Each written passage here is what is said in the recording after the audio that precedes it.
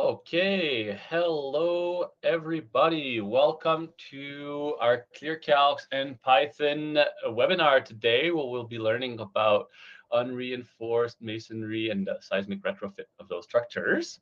So we've got quite a nice presentation today. So I think, sometimes we wait a minute or two, but I think we'll get started right away today and we'll let people trickle in. So for all of you who are new to this, I'll introduce myself. I'm Laurent. I'm joined here by Robert Hudson from Python, coming across from Seattle.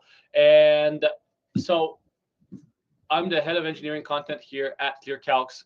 We make structural calculators for engineers, and Python Fasteners obviously makes fasteners for masonry. And so the way we'll start, I'll give a brief intro about who we are at ClearCalcs, why we're doing this, why we're collaborating with Python on the webinar, and then I'll hand it over to Robert, who's going to introduce Python Fasteners, and then give us this nice webinar. So let me get started. Maybe while I'm talking, if you want to put in the chat, I'd love to see this.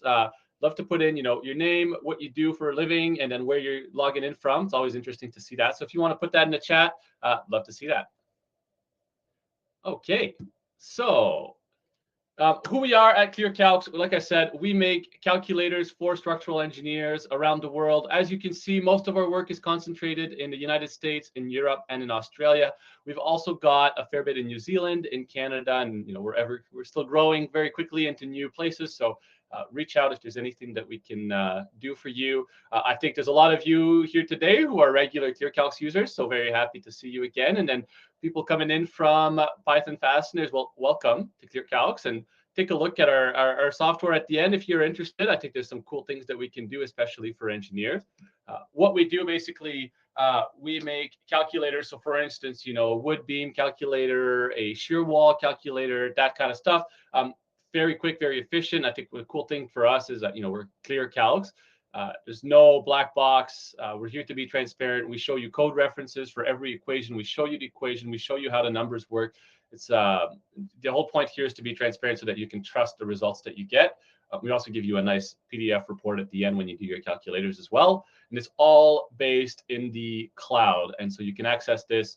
We've got users using us on their iPhone on the site or on an iPad or at home or whichever way. It's all on the internet. It works very well from any device.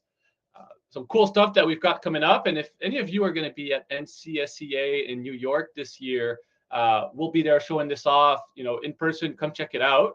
But stuff that we've got coming up, we've got our drag and drop builder. So this is something that we've got internally. That's how we build our own calculators. We're looking to put this out to the public. So to all of you in the next couple of months, we're starting a private beta very soon. Send us an email. We'll send our details at the end if you're interested in trying this out. It's going to be super cool stuff. You'll be able to make your own calculators. I think it's a really nice way. It's going to integrate with the rest of the ClearCalcs stuff. Really cool stuff.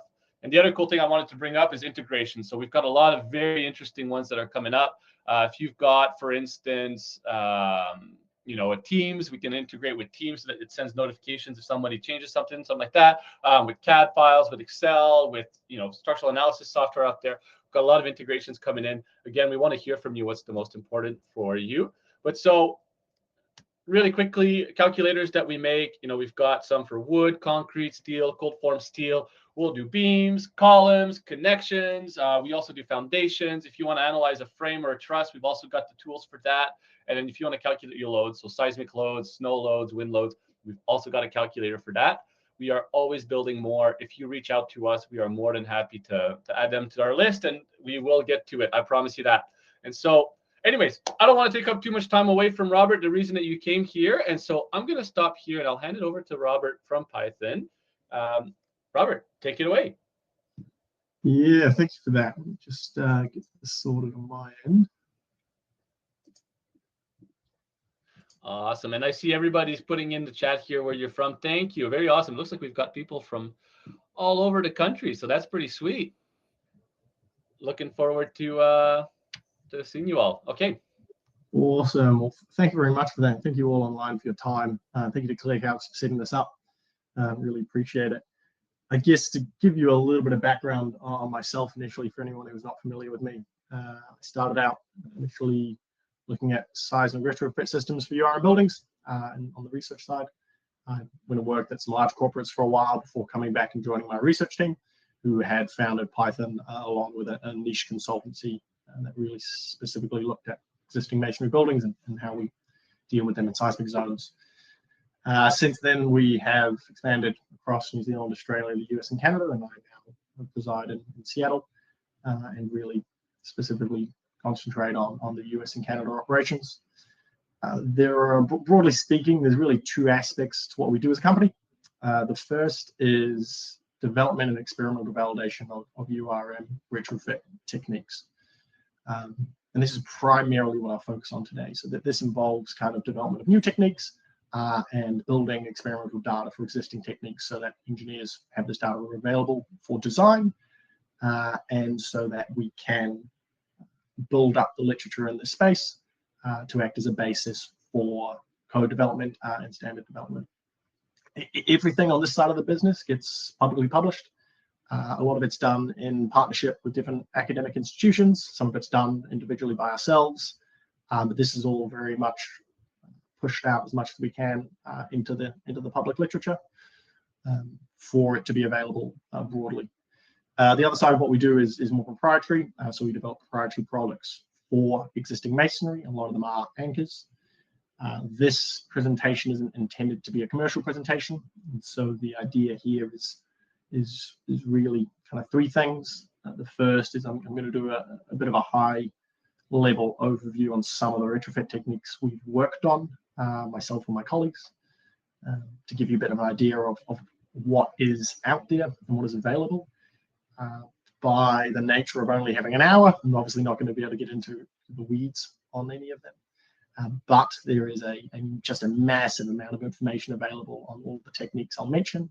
And so if anything is of relevance, please do just reach out. I'm sure my contact details can be circulated after this, and we'll provide you all the background to those techniques that is available. Then I'm going to move a little bit into some of the kind of learnings we've had over the years from different earthquake reconnaissance missions on the performance of different anchors in existing masonry. This is a bit of a niche within structural engineering and is often not given its dues in terms of how different it is compared to new materials. So we'll share some of the learnings we've had in that space for you to be aware of. And then finally, I'll talk a little bit about some of the work we've been doing with ICC.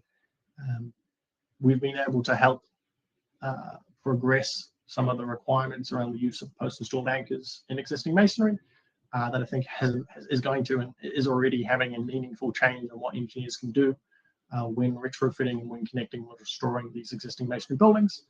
And so I'll briefly get everyone up to date on those things because they will continue to spread through the industry to other suppliers as well. So broadly speaking, it will be a useful thing to be across.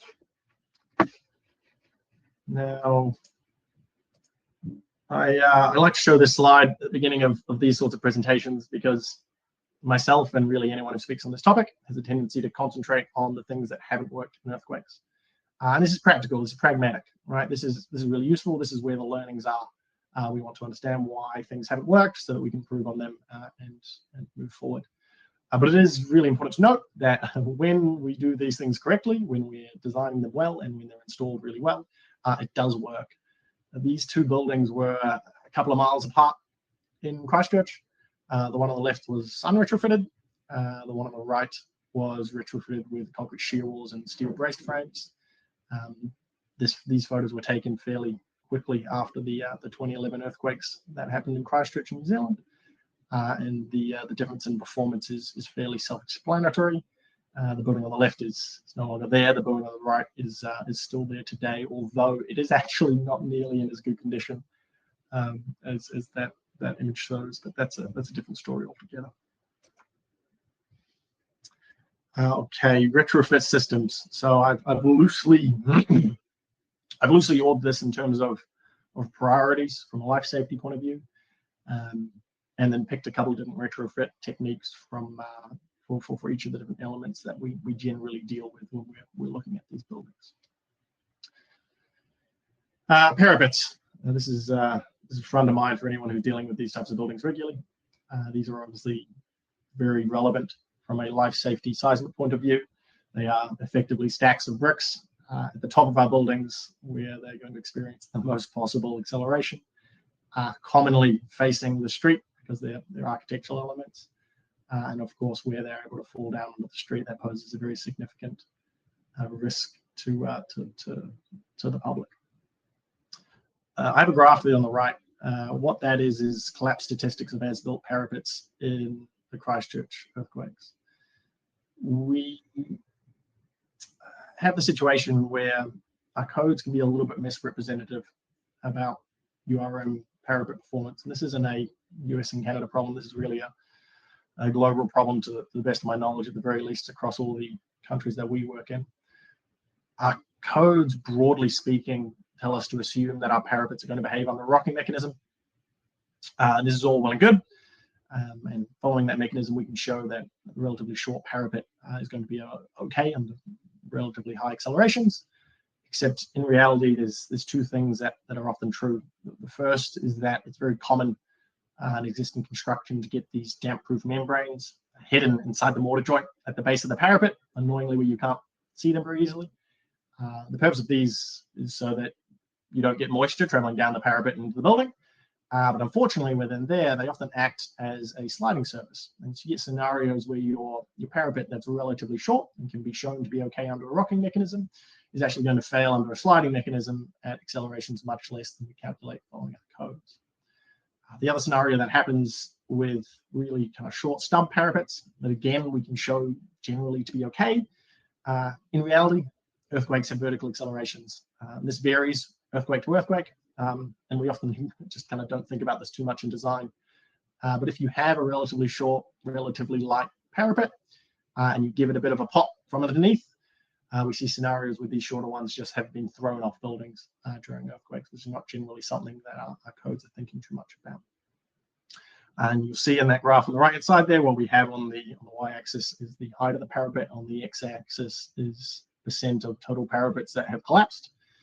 This is for as-built parapets. And the thing to take away from this is that they all fail. Right? All of them fail.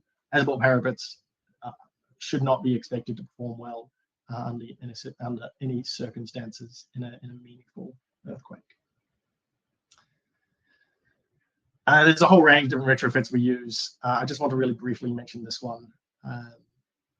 This is where we put effectively a new concrete beam on top of the unreinforced parapet and then tie that concrete down into the parapet. I generally wouldn't recommend this as a technique. It hasn't performed very well in earthquakes. So this made up about 40% of all the retrofits used on parapets in these Christchurch earthquakes, and about half of them collapsed. You can see kind of on the right there that when they do collapse, they also have a bit of a knock-on effect because we've tied this concrete down into the masonry below. When they do go, they tend to tear everything down with them. So generally speaking, these don't seem to perform very, very well when push comes to shove. What I most commonly see across North America is something more similar to this, where we have a steel bracing system. These generally work very well. So that I really like that image on the top left there because we have a building with a relatively large street-facing parapet that has had steel bracing put in. And you can see that parapet is done pretty well. And on the back side of that building, there was a shorter parapet above a non-trafficable area. And so fairly reasonably, it wasn't retrofitted. And subsequently, it's collapsed, which from a life safety point of view is generally okay. You can see at the top there, about 30% of all the parapets in Christchurch were retrofitted with this technique, and only 25% of them collapsed. And actually, that number is a little bit misleading. Largely, as a general statement, that 25% of those which collapsed, it wasn't really, as a generalization, the fault of the bracing system. It was most commonly one of the two mechanisms shown below. So you've got an example on the left there where you had a retrofitted parapet, and then below you had an unretrofitted wall, and that wall's failed out of plane. And the second that wall goes, your parapet's not sitting on anything, and the parapet goes this way. Then the example on the right there is where we've had anchor failures. I'll mention this a little bit later when I'm talking about anchors, but there was fairly widespread issues with poorly installed epoxy anchors in this earthquake. And of course, the second your anchors aren't connected properly, your steel bracing system is going to be limited by your anchor's ability to transfer that load. This video on the right-hand side is some of the lab testing that's been done looking at this technique. And this is looking at whether or not we should be using steel or timber braces when we look at this. Steel.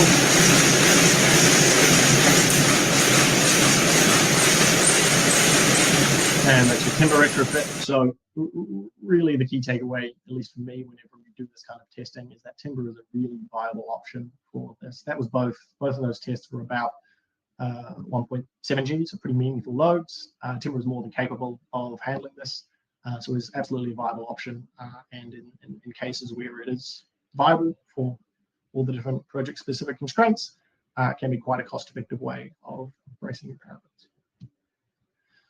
The next one I want to quickly mention is one we've a little bit pioneered. That's the use of really long mechanical anchors, kind of up to 45 inches long, down vertically through the top of the parapet, acting as post-installed reinforcing.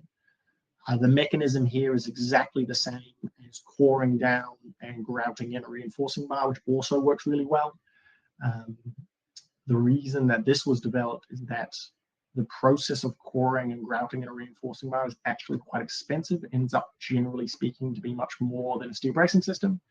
So unless you have kind of architectural or heritage motivations where you really are motivated to hide the retrofit and that justifies a larger cost,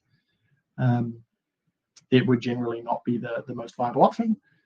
By using kind of small mechanical anchors, we were able to install them with hand drills, and that radically brings the cost down. Now, there are practical limitations to doing this sort of thing. Coring, you can get really deep. A mechanical anchor has many more limitations to what you can actually do with it. Our experience has been you can get it to work for maybe 3, maybe 4 foot high parapets. And past that, it's really just stops becoming the best option. And you really want to be working with kind of medium soft masonry to do this sort of thing. That middle image is from a test program we ran with Berkeley last year. The Berkeley guys went away, did some amazing work developing detailed design guidance and worked examples for this technique that they are publishing through Earthquake Spectra. And so that will also be available for anyone wanting to kind of investigate this as an option. And that should be broadly applicable to using rebar as well for some of the more historic buildings with really large parapets where you're wanting to do that. Next one, chimneys. Also a stack of bricks on top of our buildings. So also experience some fairly large accelerations compared to the rest of the building. And of course, it's a stack of bricks on top of the building. I really like the image to the left there. I figured there was probably a 50-50 chance of that going off the building or going onto the building. It's kind of nice that it's gone onto the building, but we obviously can't rely on that. A bit of a word of caution on bracing for chimneys. They also have mixed success. They are much better than doing nothing. And we often have great options for chimneys, but don't expect it to be kind of the gold standard solution. A couple of things to watch out for is the fact that you're getting uplift on repeat lateral loading and an angled brace. And any kind of uplift in your chimney, masonry doesn't like tension. You're going to get very quickly cracking in your mortar joints and allow lateral sliding of that chimney. It's not always possible, but wherever possible, keeping your braces horizontal has a significantly positive impact. But it's another thing to consider. That one on the left, also where possible, if you have some kind of distribution of the force vertically, so you don't just have a single point of contact, that can also dramatically improve performance. So you're not just getting mortar bed shear failures under cyclic loading at the point where your braces are connected to your chimney. One that we've had a lot of success with actually is post-tensioning of chimneys. So this is done by effectively, you see that top detail, we have a steel plate on the top. You run a threaded rod down through the chimney, you pour some new concrete at the base of the chimney, and you tie that concrete in to the masonry, and then you load up that threaded rod, effectively applying an overburden load to your chimney. Masonry likes compression as a general rule, and so wherever you can put compression into your masonry, it's going to improve its lateral performance meaningfully. Left video is an as-built chimney, just to kind of demonstrate what everyone already knows about their performance. This is at 0.4 G, which, considering these things are at the top of our our buildings, so we're going to experience fairly meaningful acceleration amplification. It's fairly low acceleration.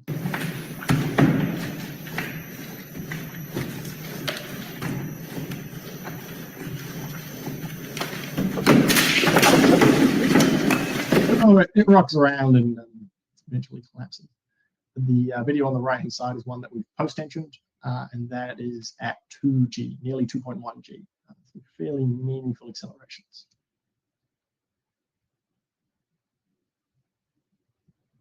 And that one just sits down. Now, there again, practical constraints to this. Your chimney needs to be straight. Not all chimneys are straight, and if your chimney is not straight, this is really hard to apply. But where the chimney is straight, it does work really well. The other reality is that if it's detailed as shown here, your chimney is not going to be usable anymore, which can work really well for any kind of historic preservation. If you're trying to keep the original chimney, you don't really care about whether or not it's able to be used afterwards. Really good option. If you're wanting to use it afterwards, a little bit more consideration is probably needed. Next one, water diaphragm connections. This is really the bread and butter for everyone who deals with these buildings. The photo on the left is one of my favorite photos. This is, of course, how walls fail out of plane, or URM walls fail out of plane when there's no water diaphragm connection.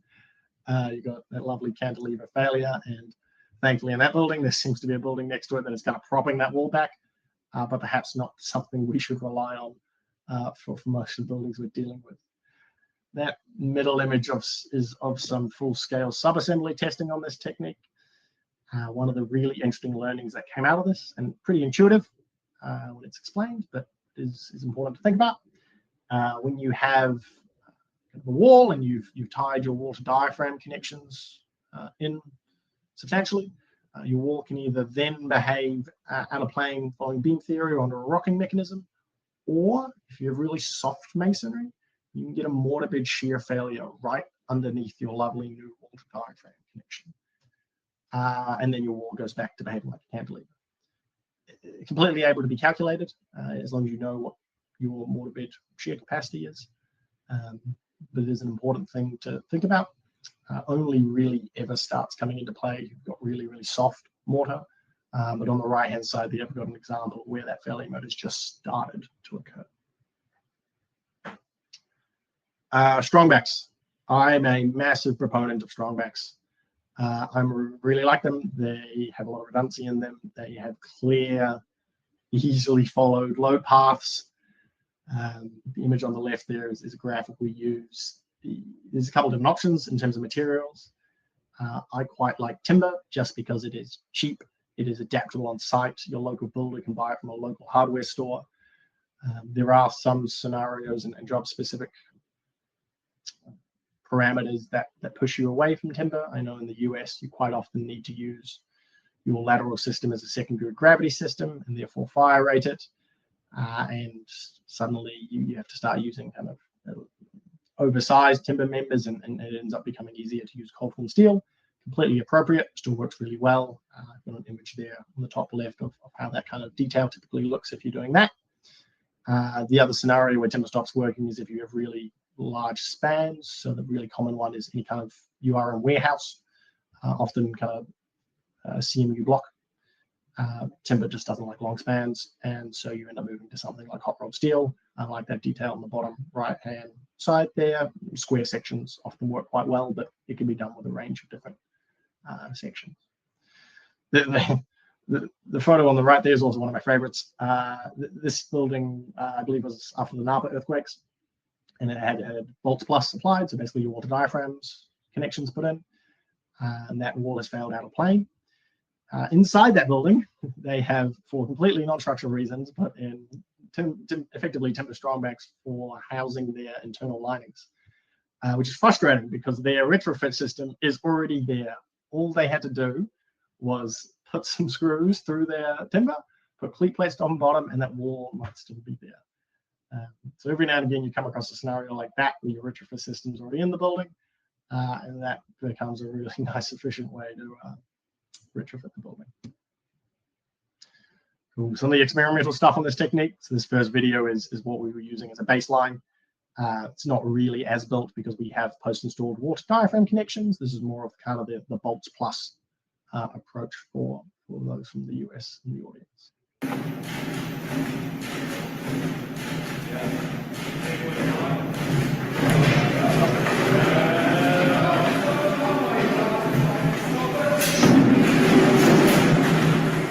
And this is why we hear about URMs.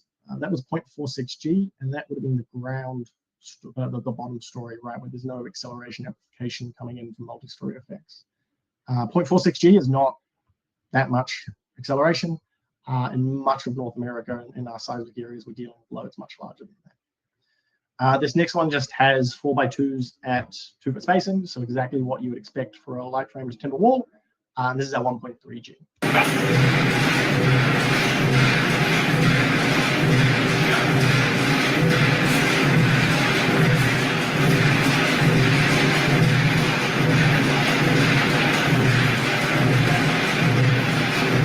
It sits there. It is a really effective technique.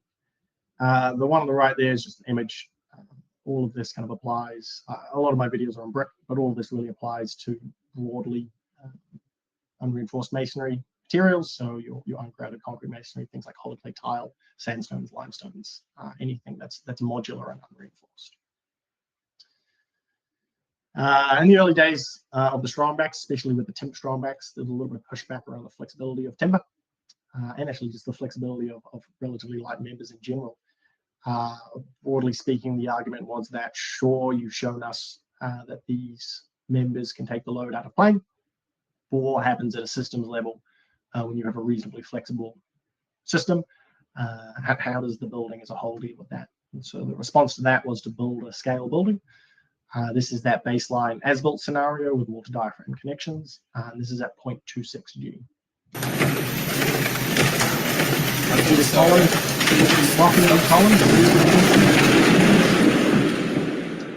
And of course, the failure was earlier than just the sub-assembly test, because we now have acceleration applications of multi-stories coming in. This is the retrofit test. This is at 1.2G and 1,000 cycles. We have scaled timber strongbacks in the top story and 2 resisting frames in the bottom story.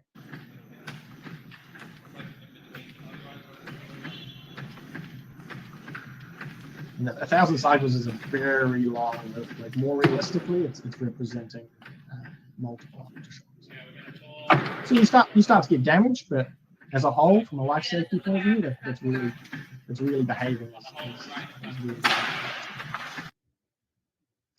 Okay, quick note on diaphragms. I don't have time today to get into the retrofits in any detail, but just a word of warning. Almost exclusively, we're dealing with flexible diaphragms in existing masonry buildings. And if you have a building that has a high aspect ratio, this is very relevant. You can see that obviously your diaphragm is going to move to transfer the loads laterally to your perpendicular walls. And if you have a large aspect ratio like this, the diaphragm movement is going to cause out of plane failure of your walls. So just a note on that if you ever are dealing with that scenario, that it's a very real thing and should be taken into account. You need a method of getting that load out to the perpendicular walls, or otherwise down to the ground. Really quickly on concrete shear walls, these have a really high success rate. From a seismic point of view, they are very resilient. The one QA thing to just really be careful about is if you have relatively large diameter reinforcing bars and the contractor is using a shotcrete technique, just need to make sure that you're not leaving voids, or the contractor is not leaving voids behind your reinforcing. Relatively easy to manage, but it is something that is worth being aware of. If you are in a historic building, some consideration to the moisture transfer of the wall is reasonable. You are now effectively sealing one side of the wall, and so if that wall was previously breathing out the internal side as well as the external side, you are now going to change how that masonry wall breathes. In places like California, probably less of an issue, right? In other places in countries, more of an issue, and some consideration there is relevant. A note on cost, which I learned recently and found very interesting. Overwhelmingly, the cost of a concrete shear wall seems to come from the shear studs and the reinforcing, not from the concrete. I had a contractor tell me that their cost when they were doing epoxy dowels to the existing masonry, to act as shear studs between the new concrete and existing masonry, the cost of the dowels and installation and materials to the cost of the concrete was about a 9-to-1 ratio. And so we've had a lot of success using things like mechanical anchors to massively reduce the install time and to actually shorten the construction timeline for things like this. And then similarly, when we're trying to optimize our designs or doing any kind of value engineering, the best way to drop the cost is doing that sort of thing, as well as optimizing the reinforcing. The concrete, well, a little bit extra concrete does add weight to the building and might have knock-on effects. A little bit of extra concrete seems to have a minimal impact on the cost of this system.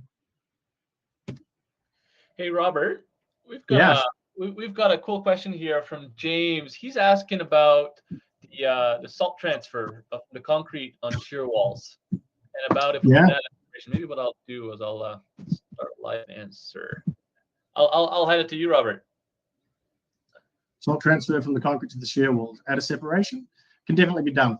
Not something I've specifically looked into, the salt transfer, but I do know in many cases you'll add a moisture barrier, and that would have the same effect.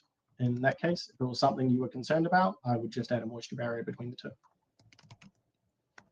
And similarly, it can be done in scenarios where you're not wanting the moisture to come out and seep into the concrete to have an impact on its curing, which can be relevant if you have a particularly thick or particularly thin concrete wall. Awesome. Thank you. And thanks, James, for bringing that great question up. Cool. This one, we've done a little bit of work looking at plywood or CLT panels as an alternative to concrete. And these really are easy to have separation for. You can just have a gap, block them out if you're wanting to have that breathability, or you put them hard up against if that's not a concern, and you just anchor them through with a grid. There is most definitely now enough data and research available to use this practically in design, and it's been used both in Canada and the US at least a number of times that I'm personally aware of. This is some of the testing that's been done. This specifically was looking at 80mm thick CLT panels and quantifying its behavior in really soft masonry. This was done in a 500-year-old castle in Italy in partnership with the University of Trento. Very cool building. You can basically eat through the walls with a spoon. But what we have going on here is we've got a hydraulic ram in the top right-hand corner, and we're just cyclically loading that wall that's been retrofitted. The basic premise to any kind of testing like this is you do an as-built, you do a retrofit, you do a repair test, and you just compare and contrast the behavior and check that that improvement is reflective of what we're calculating when we do these calculations. The biggest difficulty with this type of retrofit often ends up being the hold-down connections. So because you have quite a bit of overturning force, you can end up, and you can see what we've got there, that big black plate. You often end up with quite beefy hold-down connections. And from a design point of view, it's a little bit more work than a concrete shear wall, or perhaps a steel moment frame. But it can be a good option if you're looking to keep the weight down, or if you've got any kind of green requirements for your building, using more environmentally sustainable materials can be a positive for some things. Okay. That was some of the retrofits that I thought would be interesting to share. Again, everything we do in that space all gets published publicly, either directly by ourselves or through the academic institutions we're partnering with. If you want any more detail on that, we love to see the research get used. Just get in touch, and we will send you more papers than you practically want on the subject, so that you have all the basis that you could want on any of those or some of the other techniques. Moving on to anchors. So again, this is not intended to be commercial, so I've steered away from talking about our anchors. If you want to learn more about what we do some awesome stuff. We actually have the first and only ICC certified mechanical anchors specifically for existing masonry. Get in touch. More than happy to share that with you. What this is some of the learnings we've had around anchors in existing masonry, largely from earthquake reconnaissance of various colleagues of ours. The existing masonry is a little bit unique, right? Largely what we've seen in the anchor world over the last 50 years is primarily, and understandably so, but primarily development of products for new materials, because that's most of what the construction industry is. And we've kind of used that in existing masonry as best we can. These are some of the learnings about how these different types of products behave, broadly speaking, in this material under seismic conditions. Really useful stuff for you to be aware of from anything you're doing with existing masonry. First up, epoxy anchors. Overwhelmingly, what we have all used all around the world for the last 40 years when we've needed an embedded anchor that is a structural connection into existing masonry. And the very first thing to say about these is there is absolutely nothing fundamentally wrong with them if they're installed correctly. Unfortunately, that if seems to be quite a large if. What the three things to really watch out for from a QA point of view is dust in the hole. Really, really important. Contractor cleans up the dust, otherwise the epoxy bonds to the dust on off the wall. It's really important in existing masonry that contractors are not using pressurized air guns like they do in concrete.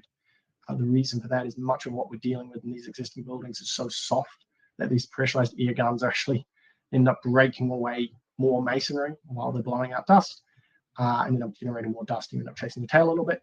Needs to be a vacuum of some sort. Not enough epoxy in the hole, which is fairly self-explanatory, and that's what you see on the right-hand side there. And then the last one, which is less common, but can happen, contractors loading up the anchors too soon. Epoxies, depends on the epoxy, but they all have a set time, right? And if you load it up before that set time, you can start shearing chemical bonds, and in the second you start shearing chemical bonds, they're never going to reach their full strength.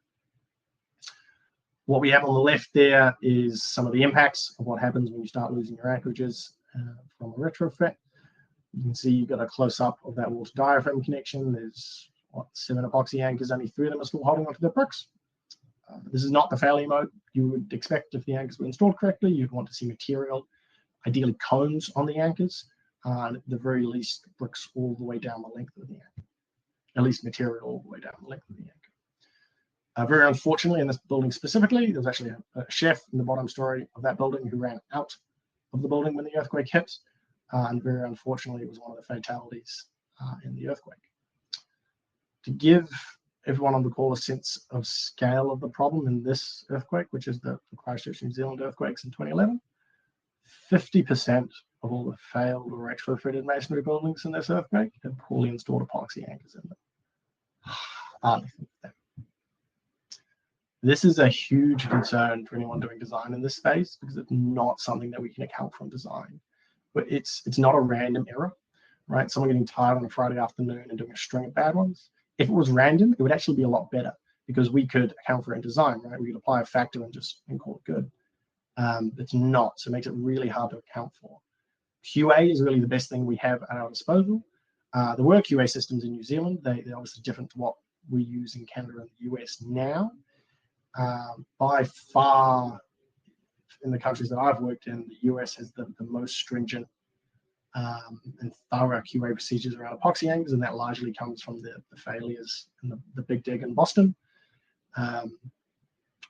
Canada has more similar approach to New Zealand, but a little bit more thorough, but more like New Zealand.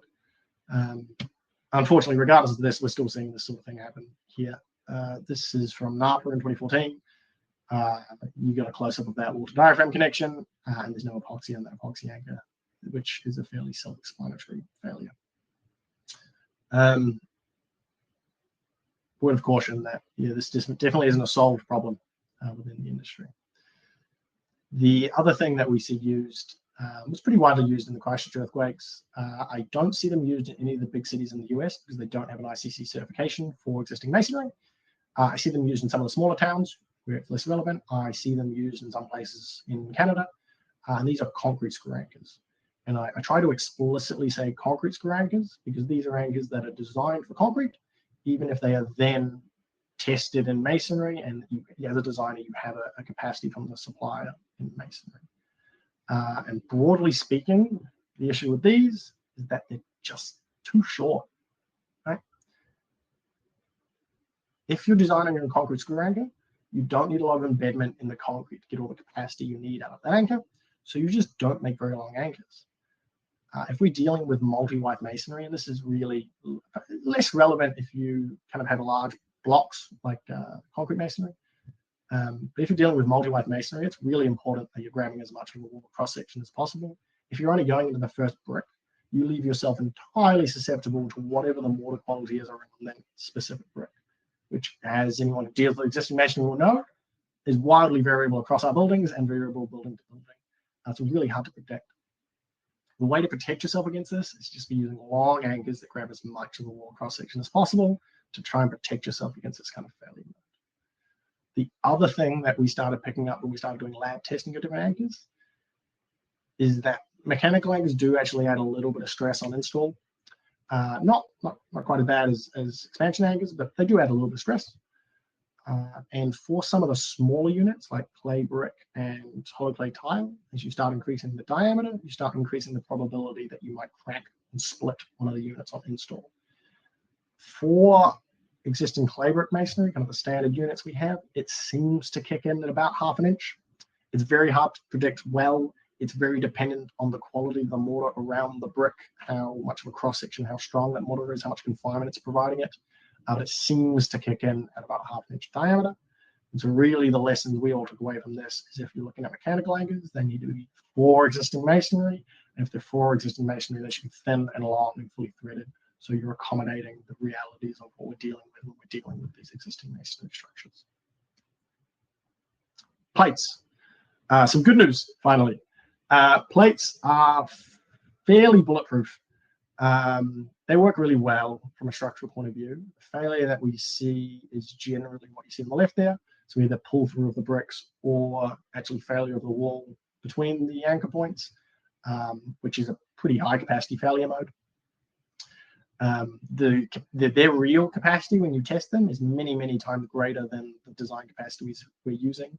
If you're in the US and you're using the IBC capacities for seismic connection of through bolts for a URM retrofit, it could be an order of magnitude bigger than the capacity you're using in design. So it's quite nice to know you got a little bit of fat there. They're of course not a global solution. They're not always the right solution. We really don't necessarily want 1,000 plates on the outside of our beautiful historic buildings, but they have their place. They also are more expensive, right? You've got to have 2 guys on each side of the wall to install it. But they absolutely have their place. The second you're really concerned about your material qualities, the second you have a rubble wall or something that's a little bit unpredictable, if you go through on a plate, you can be pretty sure that that connection is going to. Okay, last one, helical tie type systems. So this talk's actually part of a series. The next one is going to be specifically around veneer and cavity walls and seismic additions. And so I'm going to talk about this. I'm going to talk about this a little bit more then, so I won't go into it in detail. The key note just to think here is for any product, I mean, it probably expands to non-anchor products as well, but doubly so for anchors. For any anchor that you're using existing masonry in a seismic zone, you really want it to have a seismic capacity and to be tested under seismic loads. The performance is very different. Non-seismic testing is not representative of how they're going to behave in seismic scenarios. At the very least, the product that you are using needs to have been seismically tested by the manufacturer. Ideally, that's done also by an external party. ICC is the really common one in the US, but there are other ones. IATMO also operates in the US. There are probably other ones that I'm less familiar with that are just as good. But it's really important that you're using seismically rated fasteners for any connection that you're doing in existing masonry if you're wanting it to actually perform under seismic loading. Okay, some of the learnings from lab testing and site testing of anchors. So this was a really large study done a couple of years after the Christchurch earthquakes in New Zealand. A lot of learnings were taken away on the performance of different anchors. I've mentioned in the last couple of slides. They made it clear that our understanding of anchors in URM was non-perfect, like many things. And so a large study was done to try and further our understanding in this space. And there were there were lots of learnings that came out of this, but there were 2 really interesting ones that I want to share. The first is the detail on the bottom left, and this is going to be very prevalent for anyone on the call from the US. Canada has a little more flexibility, but the 22.5 degree downward angle that we see in the bottom there is effectively mandated for epoxy anchors in existing masonry in the IEBC. Now, the US is the only country that has this. New Zealand engineers prior to the Christchurch earthquakes, some of them had just picked up this detail from the US, and so we saw a combination of things used, and so it was one of the things that was tested. Really interestingly, it actually has a negative impact on anchor performance in existing masonry, and this might not be true in harder materials like concrete, but it is true in existing masonry, and this is because we're dealing with a relatively soft material. When we load that bent anchor in tension, you're getting this local crushing effect quite early underneath the anchor, which means you get more elongation before it fully engages, and when it fully engages, it has less capacity. I have heard lots of different theories about why this is in the IEBC.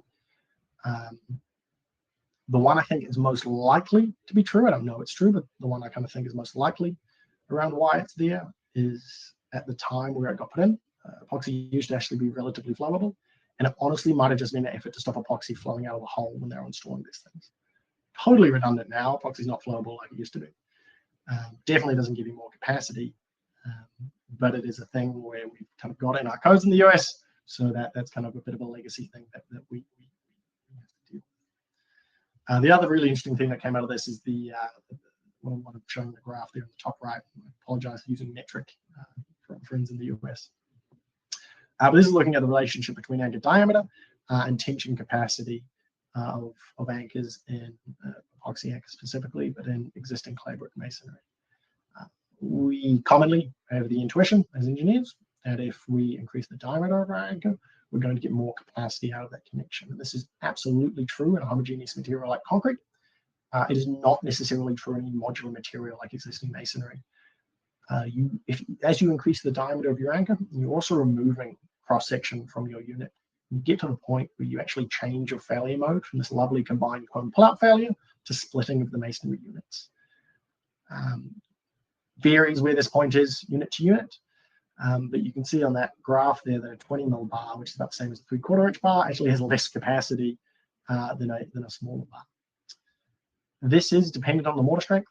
So this happens because the mortar has providing relatively poor confinement to the unit. In a lot of what we deal with in new masonry construction, the mortar is so strong that you kind of get the pseudo-homogeneous effects coming into play, and this stops being true. But for most of what we're dealing with existing masonry, this is true. Larger diameter is not necessarily better. The way to get more capacity out of connections in existing masonry is to use deeper anchors, longer anchors, and to put more of them. Okay. Last slide here. So we, as a company, went through the process maybe 2 years ago now. We started it of getting ICC certification for all of our mechanical anchors for existing masonry, and we started providing ICC with a lot of this research that either we have been involved with or colleagues of ours had been involved in. And it was a really positive experience because we were able to help provide justification of what I think are improvements on what have previously been required on anchors in existing masonry. To the best of my knowledge, it still only applies to our anchors, but this is now public information, and so I fully expect this to get expanded to really all anchors in existing masonry as others start to get certified in this space as well. So it should eventually apply to everyone. But the kind of the 5 really key ones where I think we've had a meaningful improvement on what you can do. The first one is installation angle. So we've been able to basically provide justification for deviating from the original IEBC specification for bent anchors. And so you can now have anchors that have been certified in this way, like ours, to be installed horizontally. Edge distance requirements. So we often have things in our masonry codes that are based on concrete research. This is quite a common thing. I believe that's where this came from. We've historically, and this is doubly so for the US, but we've historically had requirements, and still do for most products, have requirements for an edge distance of 12 inches for shear anchors and 16 inches for tension anchors. This, as far as I can tell, is based off the possibility that you get these really large cone failures from the tip of your anchor. This simply just isn't how anchors behave in existing masonry. It can be in concrete, just isn't how they behave in existing masonry. At embedments past 2 to 3 inches, you're getting combined failures reliably. And so we are able to provide basis for this and provide justification for testing and publishing of data all the way down to about 6 inches of edge distance. Embedment requirements. So many people in the industry have really struggled in walls that are relatively thin, kind of 1 or 2 wide walls, especially if they're brick masonry, for getting anchors that have certification in these types of walls. The kind of requirements for deeper embedments have largely come from trying to prevent that failure mode I showed with the concrete skewer anchor, trying to avoid the brick pulling out of the wall. And so you get this embedment requirement where your anchors have to go all the way through to 1 inch off the outside face, which is a great idea for any normal sized wall. It becomes a little bit impractical if you have, say, for example, a 3-foot thick wall. You obviously don't need to go all the way through that wall to stop a brick pull-out failure mode. The transition is about 8 inches, and so the new requirement that applies to us and will eventually apply to others as well is that your minimum embedment requirement is the lesser of engagement with every withe, or 10 inches, which means the anchors can be used in 1, 2, or 3 withe walls, and you just connect with every withe. Or if you're dealing with a really, really thick wall, you just embed 10 inches. Tension and shear anchors. So there's also been some development on how you manage tension and shear anchors. It's basically now just a combined actions formula. And then we've also done some work helping ICC approve products for a range of different existing historic material types, like hollow clay tile has been a really meaningful improvement, I think. Having actual rated capacity of hollow clay tile has been advantageous, because in reality, if you're an engineer dealing with existing masonry buildings, you're going to have to be dealing with hollow clay tile at some point, and so we need something, right? And so we have that now available in the industry as well, which has been a really positive development, I think. Excellent. We still have 10 minutes to spare, which is positive. Perhaps if anyone has any questions, I'm not sure if you guys ever speak up at all, but feel free to speak up or put something in the chat, and we can address any of those. Awesome. Hey, thanks, Robert. That was really, really, really interesting. I think the one that you mentioned about the epoxy anchors, how half of them failed because of poor installation, that is scary. That's scary. Yeah, that is, because, you know, maybe some of us here have tried it. You know, you drill the hole and you got to take the dust out and you clean it out. It's much harder than it actually seems when you designed it. So, yes. Yeah, thanks for flagging that. And I'm sure some of us here, at least for me, that was very mind blowing, to be honest. That number. We do have a couple questions here, so I'll read them out, and then if you want, send them in the chat, or we've also got the questions feature at the bottom right here. You can send them and we'll answer it live. We've got a question. So actually, we had Karen who asked about the 30-degree bend, for instance, with healthy anchors, and if that provides additional resistance. But then you had a very good slide that explained that quite in detail. That actually it's kind of counterintuitive. It doesn't seem to help that much. And we've got on that point to Karen, it probably helps somewhat if there's no epoxy in the hole, right? Because your anchor won't pull out completely. But assuming your anchor is installed correctly, it has a negative impact. And it still doesn't perform. It still performs very, very poorly if you have a poor installation at an angle. You're still seeing it not perform as it should. But you're totally right. An angled anchor loaded in tension, you'd have something there. If you've got no adhesion whatsoever, there is some sort of resistance there. So you're not wrong. That's a really good point. Thank you. And we've got a question here from Matt, who's asking about low pressure grouting. So does low pressure grouting of multi-wide brick wall help with epoxy anchors? Say that one again, please. Yeah, so Matt's asking if low pressure grouting of multi-wide brick walls help for epoxy anchors. So I'm going to assume here that the purpose of the low pressure grouting in this case is to fill any voids. Perhaps, Matt, if you want, we're happy to bring you up if you want to participate and maybe ask your question out loud. I'm going to send you a little invite here. I've never done this before, so bear with me. No, Matt, you've really been thrown under the bus here. Yeah. You don't have to, by the way, Matt. But sorry, Robert, go ahead. So I'm going to assume that that the low pressure grouting is for the purpose of filling any voids in the wall. In which case, yeah, we'll improve all anchor. Oh, here we go. Oh, nice. Hey, yeah, I'm working on a project right now with approximately 100-plus-year-old multi-white brick wall renovation project, and I'm just doubting the quality of it being a completely solid brick wall. Mm-hmm. It's at least 3 Weiss thick, and I was, trying to do a little bit of research and reading, and it seems like a low pressure grout is supposed to help fill the voids. I was just kind of wondering if you see any research or experience based on, somebody providing that low pressure grout and then installing anchors in it, epoxy anchors. There can be, but I don't know if I'd do it just for the anchors.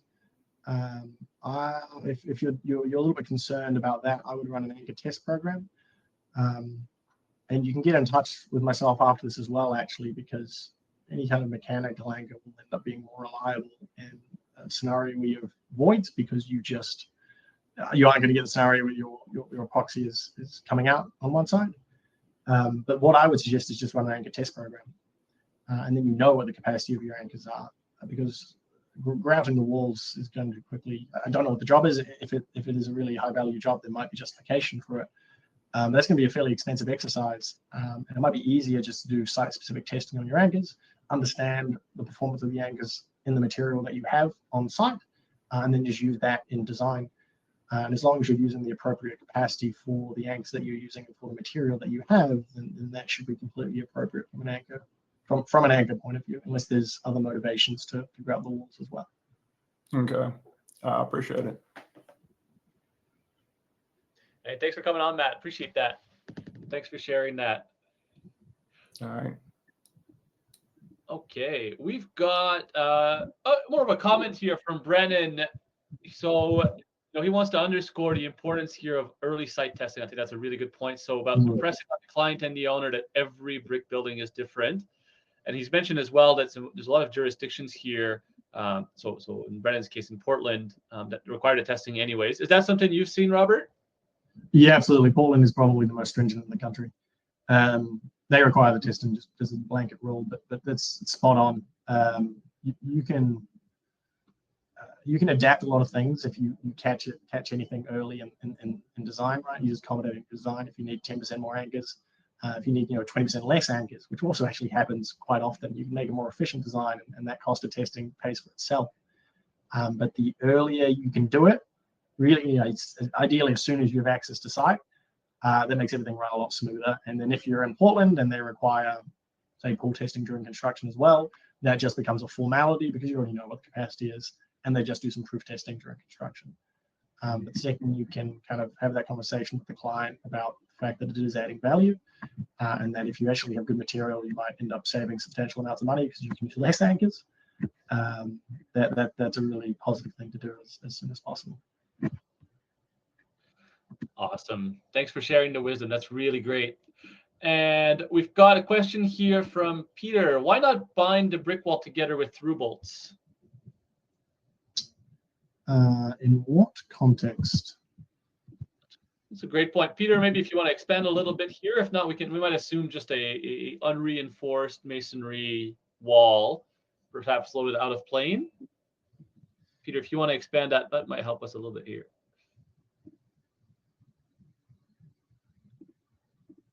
Yeah, it depends a little bit on the on what you're trying to achieve, right? Through bolts are a great connection, but it depends on what you're trying to achieve.